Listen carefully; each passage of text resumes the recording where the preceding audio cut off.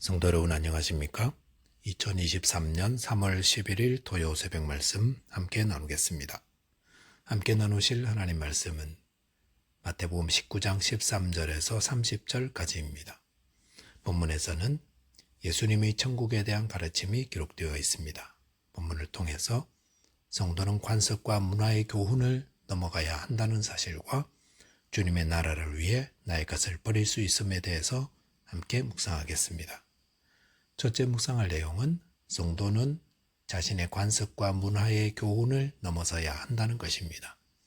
본문 13절에 보시면 그때의 사람들이 예수께서 안수하고 기도해 주심을 바라고 어린아이들을 데리고 오매 제자들이 꾸짖거늘 이라고 하였습니다.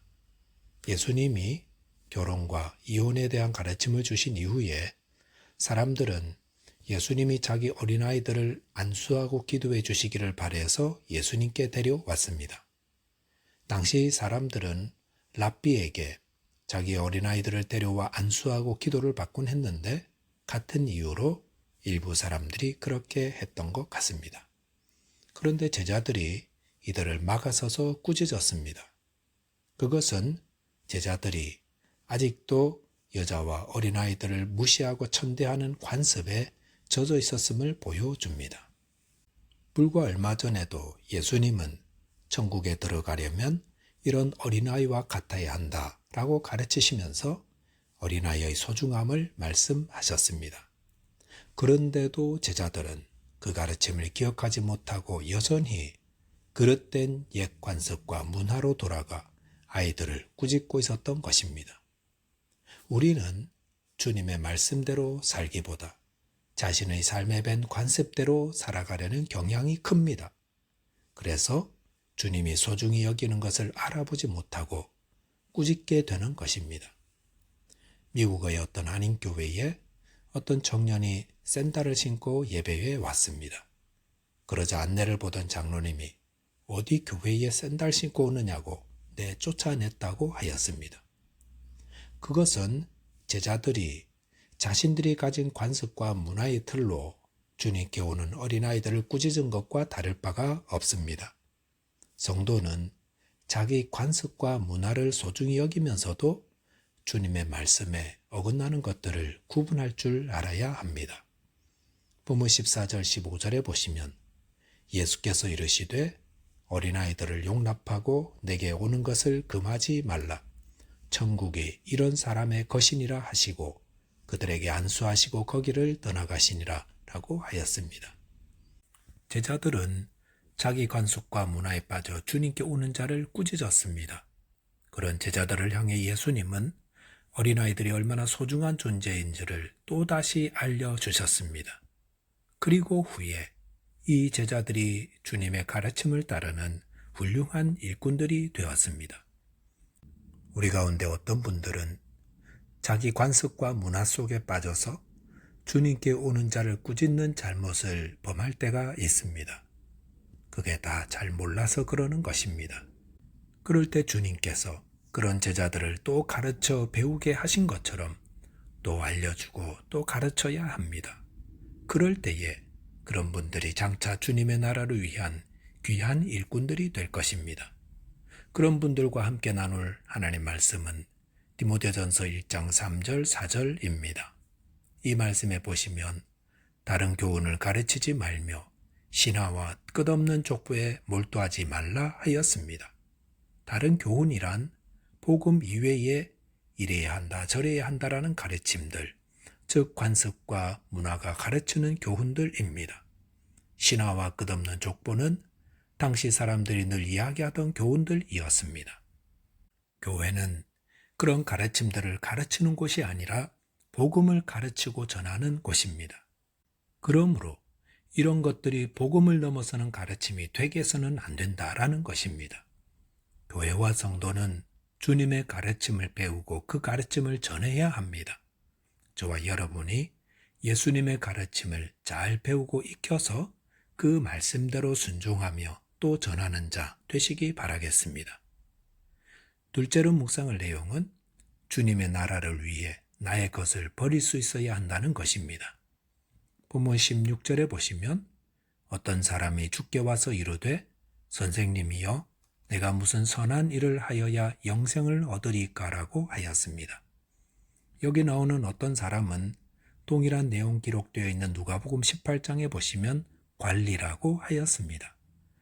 그리고 본문 22절에도 보시면 청년이라고 했습니다. 그러므로 이 사람은 좋은 가문에서 자라 젊어서 관직을 얻은 엘리트라 할 수 있습니다.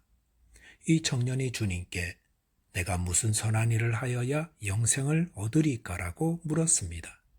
이 질문은 이 청년이 그릇된 영생관을 가지고 있음을 보여줍니다.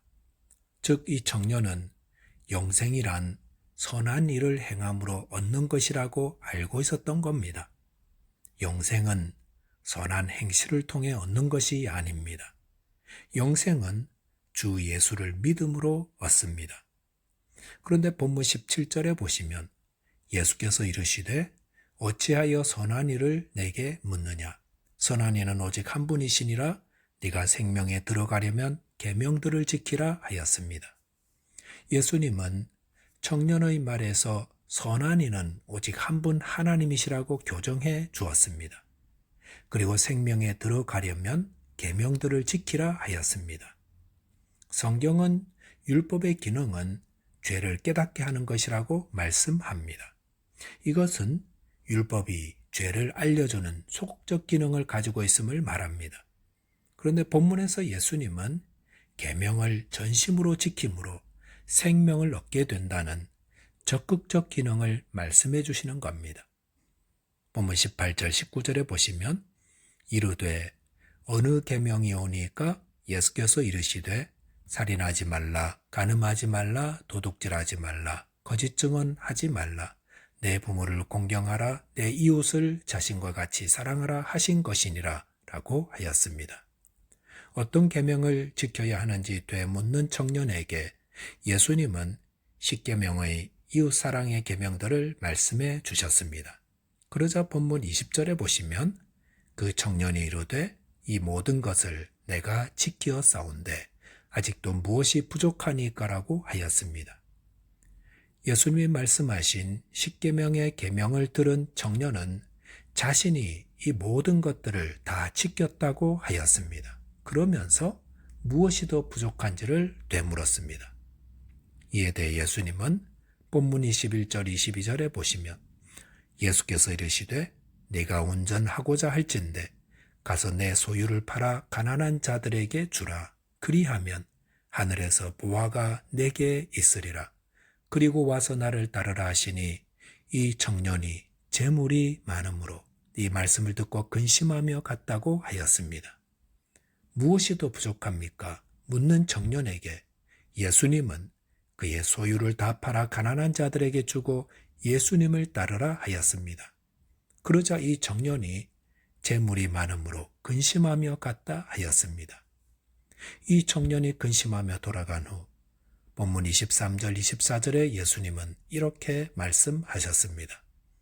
내가 진실로 너희에게 이르노니 부자는 천국에 들어가기가 어려우니라. 다시 너희에게 말하노니 낙타가 바늘귀로 들어가는 것이 부자가 하나님의 나라에 들어가는 것보다 쉬우니라 라고 하였습니다. 오늘 본문에 나오는 이 부자 청년에 대해 다시 살펴본다면 이 청년은 청년의 때 영생에 대한 질문을 가졌던 보기 드문 경건의 소유자였습니다. 그는 어려서부터 유복한 가정에서 어려움 없이 자라면서도 하나님 말씀대로 살려고 노력하였던 자였습니다. 그러나 그는 경건의 모양은 갖추고 있었지만 경건의 능력은 없는 자였습니다. 왜냐하면 그가 정말로 이웃을 사랑하는 자라면 그는 자신의 재물을 가난한 자에게 줄 수 있어야 했기 때문입니다. 그는 영생보다 재물을 더 사랑한 자였습니다. 이 청년을 통해 우리는 우리 자신을 돌아보아야 합니다. 우리는 혹시 이 청년과 같이 재물을 두 손으로 움켜쥐고 있으면서 하나님을 사랑한다고 고백하고 있지는 않는가 하는 것입니다. 성경은 재물과 하나님을 동시에 사랑할 수 없다 하십니다. 주님은 주의 나라를 위해 모든 것을 버린 제자들에게 장차 12보좌에 앉게 될 것이라 하셨습니다. 저와 여러분들도 주님께서 영광의 보좌에 앉으실 때 그 앞에서 왕권을 누릴 수 있도록 주님의 나라를 위해 자기 소유를 버리는 자 되시기 바라겠습니다. 기도하겠습니다. 하나님 아버지, 저희에게 복음을 주심을 감사합니다.